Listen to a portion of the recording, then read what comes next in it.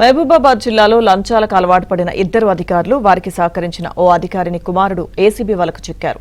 దీంతో స్థానిక ప్రజలు బాణసంచా కాల్చి సంబరాలు చేసుకున్నారు. హైదరాబాద్కు చెందిన ఓ వెంచర్ యజమాని నుంచి 45,000 లంచం తీసుకుంటూ నర్సింహులపేట మండలం ఎంపీడీఓ పెనుగొండ రాధిక, ఎంపీఓ కిన్నెర యాకయ్యతో పాటు ఎంపీడీఓ రాధిక కుమారుడు నాగార్జున ఏసీబీకి రెడ్ హ్యాండెడ్గా దొరికారు. లంచాధికారులు ఏసీబీకి చిక్కడంతో స్థానిక ప్రజలు సంబరాలు చేసుకున్నారు.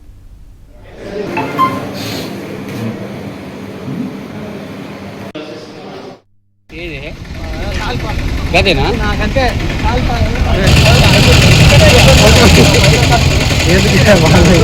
పోయినట్టు పోతూనే ఉన్నాయి.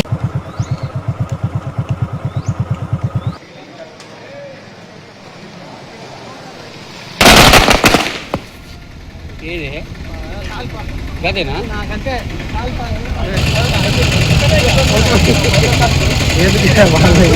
పోయినట్టు పోతూనే ఉన్నాయి.